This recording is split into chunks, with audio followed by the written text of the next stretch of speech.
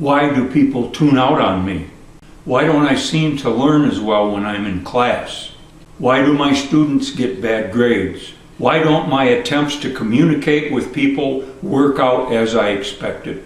Well, here's one important possibility.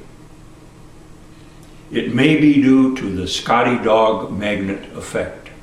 I hope to show you how the behavior of Scotty Dog Magnets relates to the process of communication between human beings.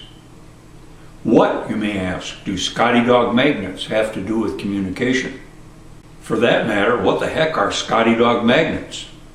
Back when I was a kid, things were a lot simpler, and kids were satisfied with toys that were a lot less costly than they are today.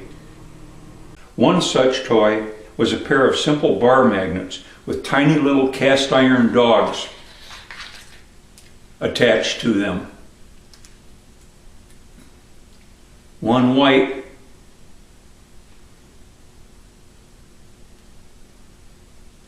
and one black.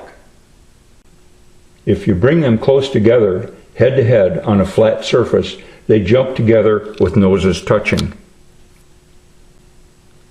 However, if you try to bring them together nose to tail, they jump away from each other.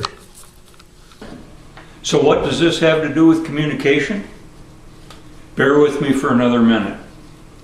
But watch what happens if I move underdog too fast or in such a direction that the dog on top loses the magnetic force. We're okay there. Zip. We're okay here.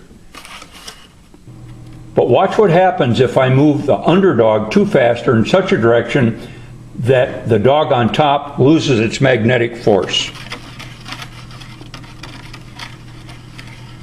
The dog on top doesn't go anywhere. Now, top dog doesn't have the slightest idea of what underdog is doing anymore. Now we have no communication. Even if top dog could hear what underdog is saying, top dog is still trying to process what underdog was trying to convey at the moment when the attraction failed. So that's my point. If you are attempting to explain something to someone else, it is your job to continually test to make absolutely certain that the person you are talking to gets it. If you lose them at some point and you don't notice, they may have lost any connection to anything you say after the connection is lost. You have to realize that many people don't like to admit that they don't understand what is being told to them anyway. They may just nod their heads so you don't think they are dumb, etc. Have you ever been on the receiving end of such communication? If so, and who hasn't, do you see what I mean?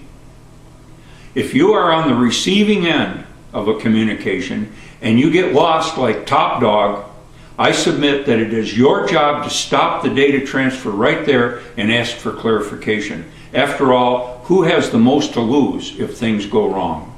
Or, in a training or school situation, who's going to get the bad grade, you or the teacher?